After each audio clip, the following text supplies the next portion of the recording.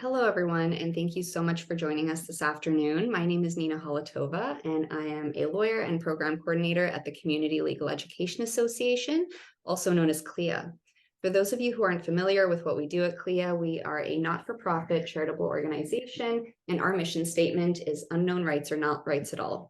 We've been working to improve access to justice by providing education, information, and other resources to Manitobans about their rights and the law, and we've been doing this since 1984, so this means that we are very much looking forward to celebrating CLEA's 40th anniversary next year.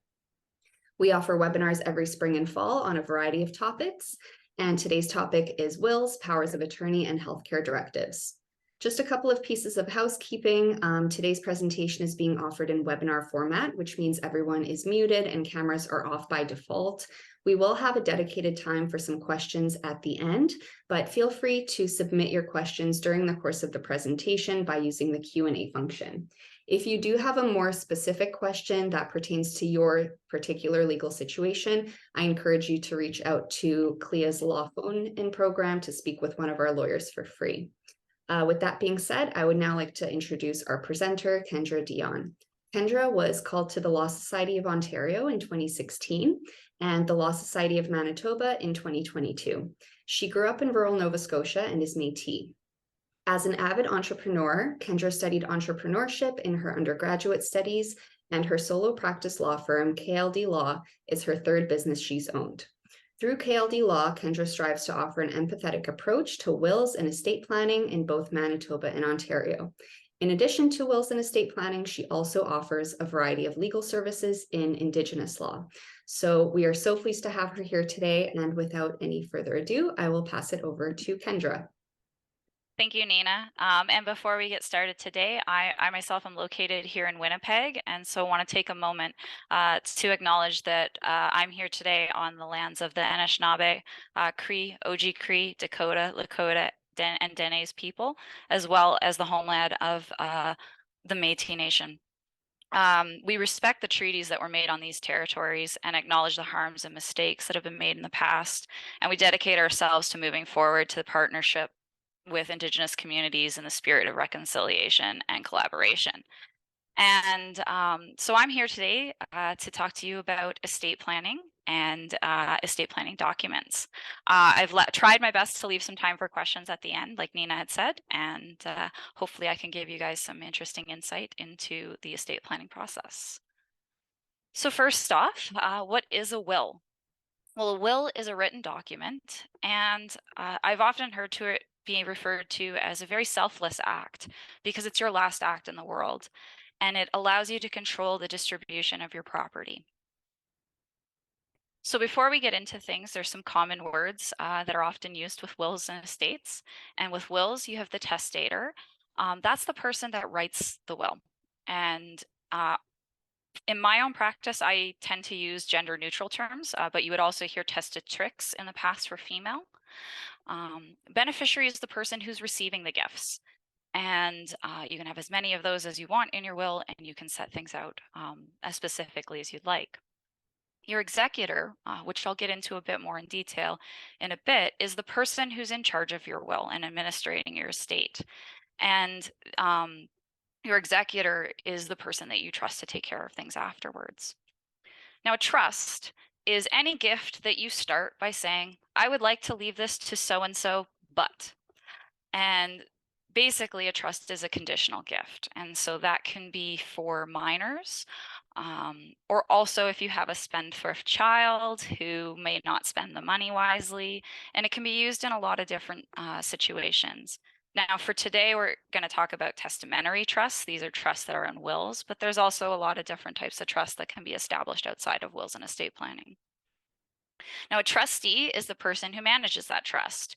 Oftentimes, too, in wills, you'll see executor and trustee be used interchangeably once they've been defined. It really depends on the complexity of your will.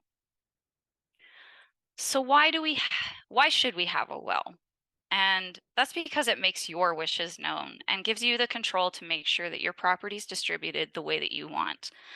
There's also a lot of complicated assets that aren't normally thought about in in general, like digital assets. That's changing frequently. And this isn't just Bitcoin or media and copyright material, but it's things like your Facebook and your Google, your Gmail. I had a client whose daughter passed away years before, and she wasn't on good terms with the husband, and the husband was the executor. And he chose to leave her Facebook active, not a memorial, not get disconnected. And so she now sees her daughter posting, and she finds it very traumatic. And so it's really important to think about how you want that digital media dealt with when you're no longer around, so that your executor can do what you would like. It also ensures that your costs are planned for. Things like expenses, taxes. In Manitoba, things are a little simpler than they are in Ontario, where I also practice. And so probate tax is much simpler here, but there are still tax implications that you have to think about, as well as how things are distributed, whether they are sold or passed down as like the house. And it also gives you a chance to establish that plan, to think about who gets what, who needs to be taken care of afterwards. And it allows you to put conditions on gifts and create trusts. So what would happen if you were to die without a will? Well, that's called intestacy. And it really does complicate the probate process, because you haven't appointed someone as an executor. Applications have to be made to the court, and you don't have any say over who gets what. The Intestate Succession Act is the legislation here in Manitoba, and that dictates the way that property is distributed. Also, too, if your will isn't worded properly and you miss assets, you could also end up with a partial intestacy, where part of your estate is processed this way. And so it's really important to make sure that this is simplified and that you've actually said what you would like to happen afterwards. So what should go in your will? Well, most importantly, you need to appoint an executor and give them powers, such as those powers to deal with your debts. There's a lot of different powers you can give them to administer with and make sure that they have the tools they need. It allows you to distribute your entire estate and make sure that there's nothing left over. And it can also handle common disasters. And so when you're talking about common disasters, an example would be that if you and your partner were in an accident and both of you were to pass on in short succession of each other, if you don't have something in your will to account for that, one estate would have to be probated first and then the other. And it can have tax implications and also time and money and effort to get all of that taken care of. And the way that we deal with that is something called a survivorship clause. And this says, my beneficiary has to survive me a certain number of days. And that way, if something were to happen, you can then say who it goes to instead, and keeps things a lot more simple. It also allows you to protect your minor beneficiaries. And depending on the province, that can also include guardianship. Here in Manitoba, there is no way to appoint the guardianship in the will. However, I always put wishes, because when that person applies to the court, your will says, this is the person I wish to do this, and this is why I think they would be appropriate. In Ontario, you can do, I believe, a 90-day appointment. And so it's important to make sure that children are taken care of. The next one is interesting. Typically, you don't put your funeral instructions in your will, because the will is often read afterwards. And so it's not advisable to put that information there. In my own practice, I do include them in the will, but I make sure my client knows that it's the only clause in your will that's not binding. You want to make sure that that information is somewhere else in some of your other documents, because simply arrangements are often made before that will is even open, and they can't go back and change things once it's already happened. So how do you pick your executor? And one of the things that I often try to explain to people is being an executor is not an honor. It is a very difficult job, and it can be very challenging and very stressful. And so some people will say, oh, well, I need to appoint all my 5 children because I don't want them to be offended. you need to make sure that you're picking someone that you can trust and someone who can do the job. And they don't need to be technically able to do all those tasks, but be able to find the resources to make sure that they happen. And you can pick more than one person, but you need to make sure they agree and that they are able to work together, because if they disagree, it can cause a lot of problems down the road as well. It's also a good idea to pick an alternate. Oftentimes, if you're elderly, it's recommended to have an alternate that's younger. So couples will often pick their spouse and then say, well, if not, then this other younger person. They do have to be over 18 years of age, and they must be a Canadian resident. They don't have to be in the same province as you, but it's really, really important to think about where they'll have to travel. And some provinces actually require bond and security to be posted to court if they're out of province. So a good example is my grandfather. He's in Nova Scotia. He's asked me to be his executor, and we had to make sure that his will has certain clauses in there, or I'd have to pay a certain percentage of his estate into court before I could administer his estate. And so if you're looking at someone outside of the province, there's a lot of practical things you need to consider to make sure it's the right choice. So in order to have a valid will, you need to have testamentary capacity. And what that means is you have to have the mental capacity to understand a few things. First, you need to understand what your assets are, the value of them, who you want to give them to, and understand the nature of the gifts that you are doing and the process. And so oftentimes you'll have a couple come in and one spouse will say, oh, so and so does all the money, so ask her those questions. It's okay for that to happen as long as I, as the lawyer, ask questions back. And so as long as they can understand what they have, it's okay to give that permission to say they can give you the details. It's like, oh, I know I have this investment portfolio, it's roughly worth this, but this is the person who manages it. But if someone comes in and says to me, oh, my daughter does all my money, I don't know, I have to start asking more questions to make sure that they know exactly what they're doing or that someone isn't influencing them.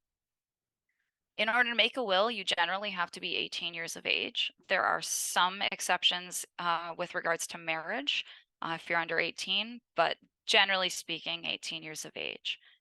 And it's also really important to make sure that your will has the legal formalities to be valid. It needs to be witnessed a certain way. There are also certain orders that the clauses need to be in order for them to be effective. And there's also different steps you have to do to make sure that it's executed properly. Now, some of you may have heard of what's called a holograph will. This is a different type of will. It doesn't have the same restrictions or requirements as your standard will in each province. But this one is entirely in the testator's handwriting. It's different in that it doesn't need to be witnessed. But when you probate a will like this, you have to show that this is their handwriting. You'll need to have proof of that. You have to have witnesses to say that this is this person's handwriting. And generally, it's not a good idea. We don't recommend it. There are only certain circumstances where it's appropriate. And that's because it's simple. It doesn't consider all of the considerations you need in a formal will. And it can be done improperly or miss things. Typically, I'll use it if you're in a situation where there's an emergency and I'm taking instructions to go write a will, but there's a chance that I might not get back on time. So an example, they would be what we would call a deathbed will or a hospital situation where I'll come and I'll take your instructions and then I'll come back the next day with it. And we would do something like this just to make sure if something were to happen. But to do it on your own, it's not recommended. Now, this is even more of a tricky subject because a lot of people say, well, why can't I do one of those wills templates or wills forms? And they can be so risky. This is because they may not even be designated for your jurisdiction. I mean, here in Manitoba, we're a little bit smaller than Ontario. A lot of that is where a lot of those Canadian materials are marketed. And so what happens if you happen to pick one up that's designed for Ontario and try to fill it out here? It may also not be up to date on the current law. Like I said, the digital assets are constantly changing, and every year there's adjustments to legislation. There's new cases coming out on how to interpret wills, and so they may be out of date. It's also really important to make sure that it's signed and witnessed properly, and not all of these packages include the proper instructions for how to do that. And most importantly, the cost of getting a will is not that high, and dealing with these mistakes could be much, much higher. So it's really important to make sure that you do this right so that your family is taken care of. So why have a lawyer? And this isn't just me saying, hire me to do your will. It can be any lawyer. It's because this is your last act in your world, in the world. And the cost is minimal, and it saves a lot of time and money in administering your estate. And it can really help your family deal with the situation as well. And your lawyer may think of things that you may not. Before we got on today, we were chatting about some unique situations, and you may have assets that are complicated. A good example is I had a hunter, and I had to figure out how to deal with his firearms given the new legislation that's come out recently. Um, I've had to work with lots of different and unique assets, and same with these digital ones or Bitcoin. Um, and when my clients come in, I give them a very detailed questionnaire so that I can ask all the questions and figure out what it is that they need in this will. And so I make sure every will is tailored to that client so that it does exactly what they need it to do. So when you come in to see a lawyer for a will, what do you need to know, or what do you need to bring?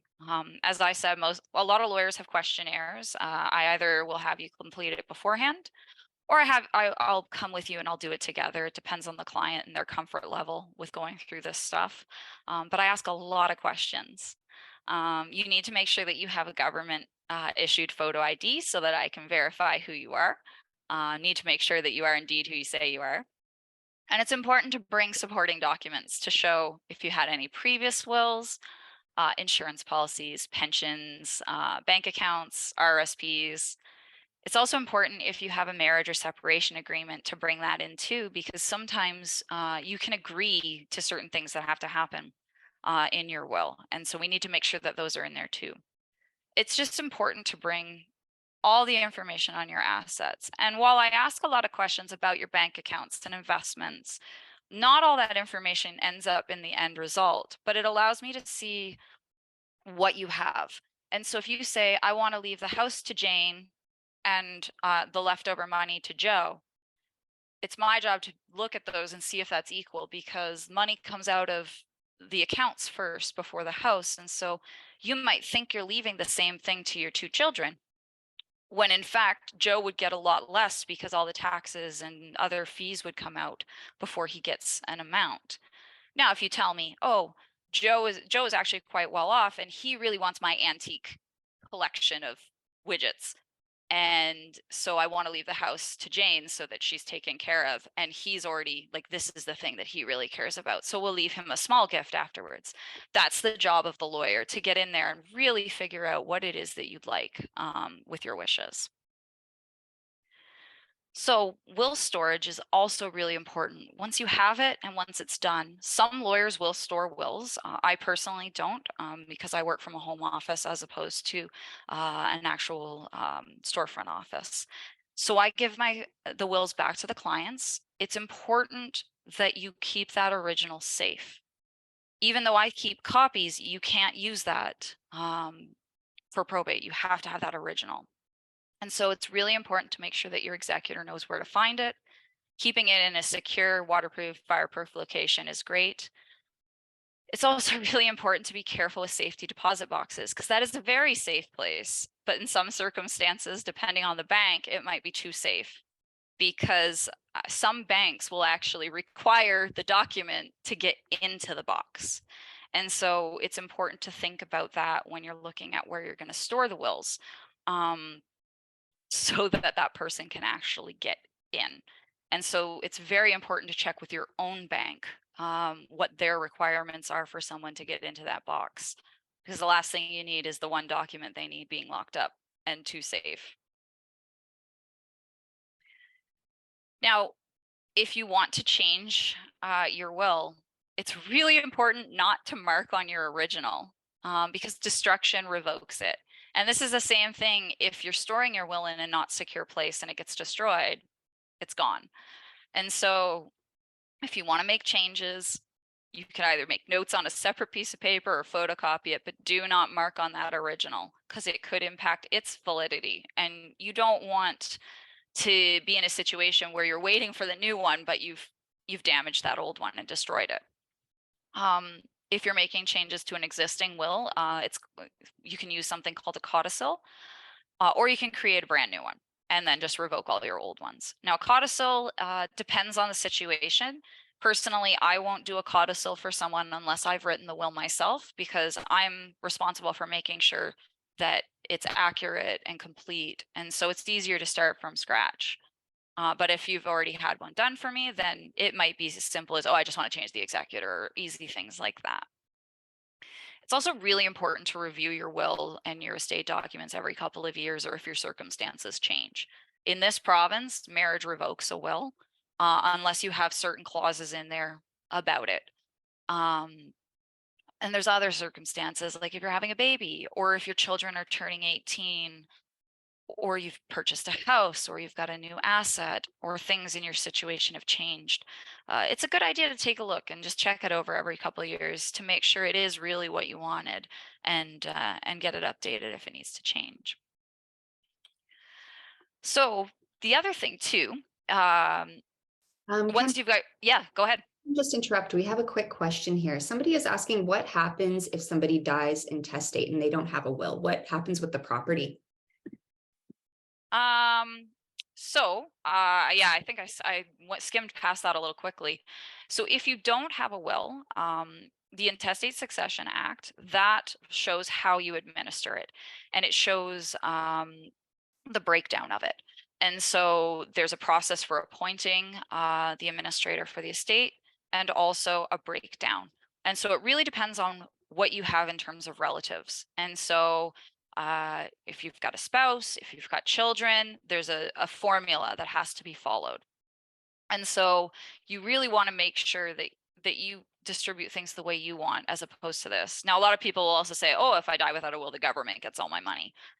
That's not necessarily true. It does flow through your family first, and but you have no control over that. The other thing that can happen as well is that you spend a lot of time trying to find relatives. I had a friend who was administering an estate, and they had a will, but there was a partial intestacy, and it took them 2 or 3 years, this was in Ontario, to find the great niece or some odd connection to take that rest of it. And so it can get pretty complicated. Hopefully that provides a good enough answer, Nina. Yeah, that's great. Thank you. Okay, good. Excellent. I'll roll on to the other documents then. So oddly enough, in my recent clients, they've approved the drafts of their wills very quickly. And it's actually these two documents, in particular the healthcare one, that we spent the most time on, because these are the documents that affect you when you're still alive. Your power of attorney is how you manage your legal and financial matters if you're incapable of doing it yourself. And your healthcare directives deal with your health and your health decisions. And so oftentimes the healthcare one is the one that takes 7 or 8 drafts just to make sure that it has everything that they want in it. So your power of attorney, or can often be referred to as a POA. We've got a few terms. Donor or grantor is the person who's writing the power of attorney. The power of attorney itself is the document. The attorney is the person that you're appointing. Now, this doesn't have to be a lawyer.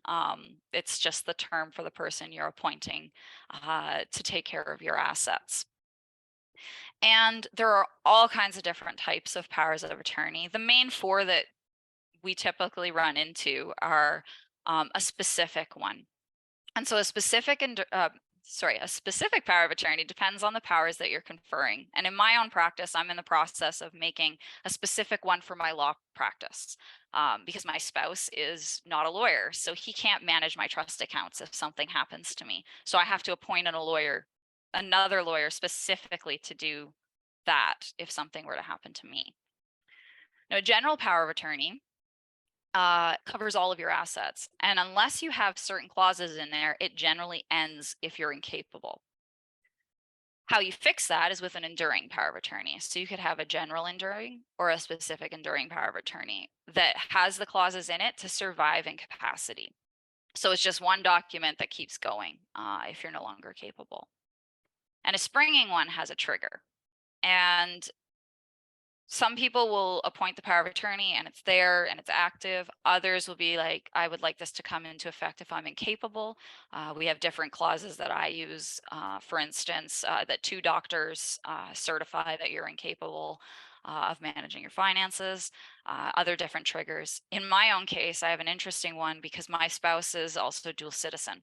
And as a US citizen, he has to disclose to the government information about his assets.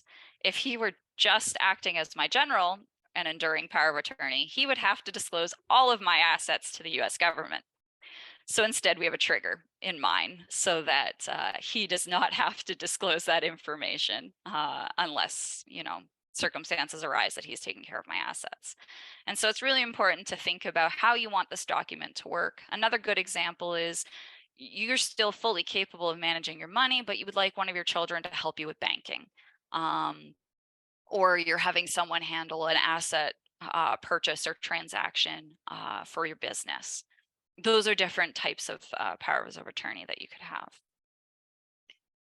In Manitoba, it has to be in writing and the donor has to have capacity. It's a little bit of a different test for the power of attorney, but you still have to understand, that you're giving someone control of your assets, what you have. You want to make sure that you're appointing someone fully knowledgeable of what powers they have and you're not being influenced, but it's a little less of a test than the wills. And it has to be properly witnessed. There are witness requirements in Manitoba for the power of attorney, and you want to make sure that it's executed properly. So who can be your attorney? Again, just because it's the term attorney does not mean it has to be a lawyer. They have to be over 18 years and they have to be mentally competent. You can't appoint someone who has an undischarged bankruptcy because you wouldn't want someone who's having difficulties managing their own money, managing yours. And it really needs to be someone you can trust because they're going to be handling your money. You can pick more than one person, but again, you need to think about, are they going to agree? Are they going to get along? Are they going to be able to make decisions together? And so we look at, do you want all of them to have to unanimously agree? Can certain people manage this or that? We break all of that down to make sure that you know who you can trust to do this. Now, Canadian residency is not a requirement, but think about it practically. You want to make sure that they can do their job. So are they going to have to get flights paid for to come in and take care of everything? Are there going to be other costs? Same thing with the wills. You need to think about tax implications. If it's someone out of province, there's the travel, but there's also tax. If they're managing a trust, it can get quite complicated. And so you just want to think about practically whether or not they can do the job. So what happens if you don't have one? And what happens if you become mentally incapable of managing your legal and financial affairs and you haven't appointed a power of attorney or an attorney? In this case, the Office of the Public Guardian and Trustee becomes involved. This is a government office. Same thing with the intestacy. They have rules. They have procedures that they follow and they don't stray from them. So they don't know what you would have wanted. They just have a guideline of how they proceed through these procedures. And it also can be costly for the family to apply to take over. So it's easier to have this done beforehand to make sure that there's someone to take care of you and make decisions that actually matter to you, right? Your family or your friends or whoever you've trusted to do this job will know what type of care you want and what type of things you want. So rolling into the other side of things, your health. And this is the one where I have a lot of people that ask questions about, and we go through a lot of revisions. It can also be known as a living will. And this is your chance to set out your medical treatment wishes and appoint a proxy to make decisions for you if you cannot. This one doesn't have the same requirements as the power of attorney and the will. It has to be in writing, but it doesn't have a required format. I actually believe there is a form on one of the government websites for you to fill in that you can use. You do have to be over 16 years of age, and this one doesn't have to be done by a lawyer. But we often package it together, and we put all of these things, all of these documents together so that you don't have to worry about it. Now, when you're choosing a proxy, it's the exact same thing as choosing everything else. It really needs to be someone you trust and someone who's willing to make those decisions for you. Same thing, you need to think about who has what powers when. If you've appointed both of your children and you're in the hospital and a decision needs to be made now, can one of them make it by themselves? Or do both of them have to be reached? And we go through all of this when I'm setting out these questions for my clients to make sure that their wishes are exactly what they want. And so I have a few tips for when you're doing healthcare directives. Most lawyers will package them as a deal. You've got the will, the power of attorney, and the healthcare directive. That's how I do it. And you can be as vague or as specific as you want. I've had some people say to me, I trust this person, they know me, and they will make the right decision. So I just want to appoint them, and I know that they will do what's right. Whereas other people, I've had clients say, you know, I want my children to be my proxy, but I don't know if they can make the hard decision. And this is referring to decisions like withdrawing life support or what treatment to take. And you can be as specific as you want in that to lay out all of your wishes. Unlike the will, this does have some flexibility. It's not always binding depending on what you ask for, but it's a chance for the doctors and your proxy to have your wishes written down. And so if there's certain surgeries you do want or certain treatments you don't, and it's also really important to talk to your proxy about your wishes for this stuff. In here, we also will include organ donation information, and sometimes this is the other place where I'll put the funeral wishes, because often this document may have came out before the will. But again, it's still very important to talk about those things with your family, because they may be trying to make a quick decision and not have this document on them to make those decisions. And so with that, that is a basic overview of everything. I really hope that I've given you a quick and broad overview of the process. And, you know, I know there's a lot of different people on here today, so I look forward to answering your questions. And if you have any further questions afterwards, this is my contact information. Thank you so much for that, Kendra. That was a great presentation. We do have a couple of questions here. So I think you already touched on this a little bit, but somebody is asking if the attorney is more than one person and they have different opinions on some situations, how do you determine who makes the final decision, or how do you deal with that if there is a disagreement? So that's something we try to think of beforehand. You know, we really want to make sure that there's lots of situations and lots of explanation over who does what if you don't agree. And so you could either say they have to be unanimous, or here's the tiebreaker. I've also seen, it's more commonly in wills and trusts, but you can also say that if these people don't agree, this is the final decision maker, or here's the person who will mediate this.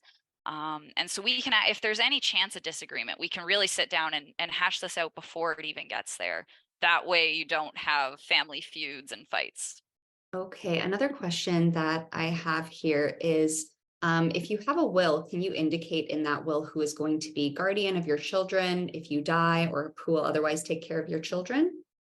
Yeah, so I touched on it a little bit. Every province is different. And here in Manitoba, the process is they have to apply no matter what. In Ontario, you can appoint a 90-day guardian, but I always put the wishes.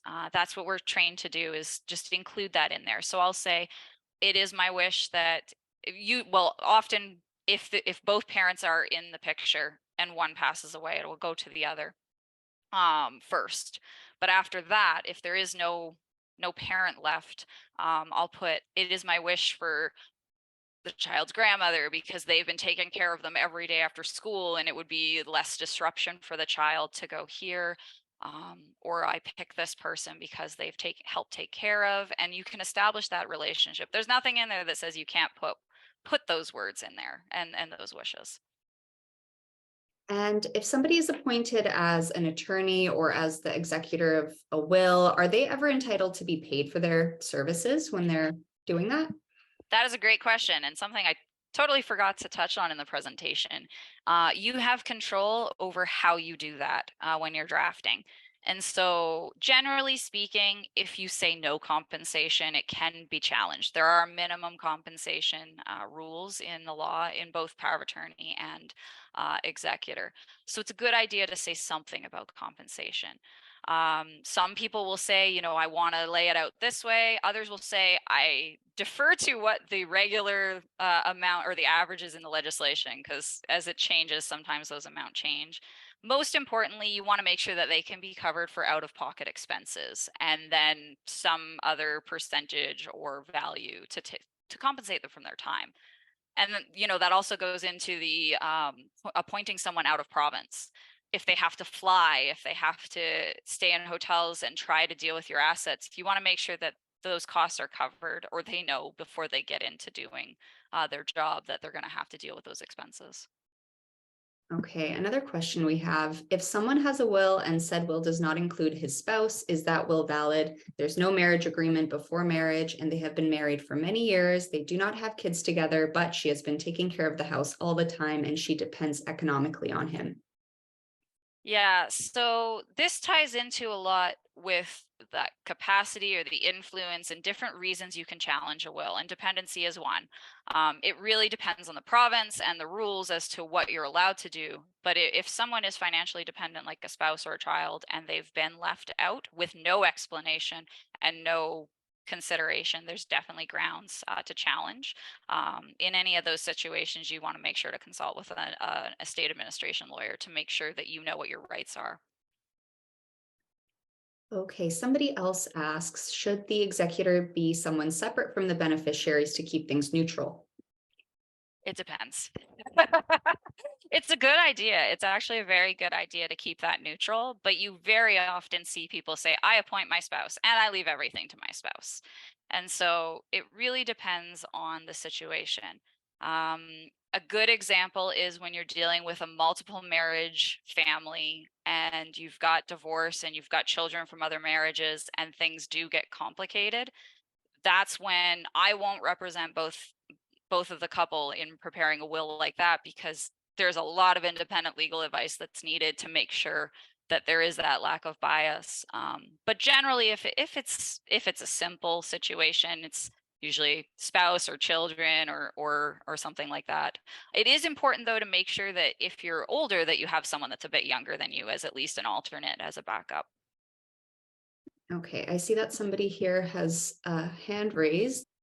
Okay, I found them. Allowed to talk. Okay, so I've got Helen here. We're going to click on Helen first.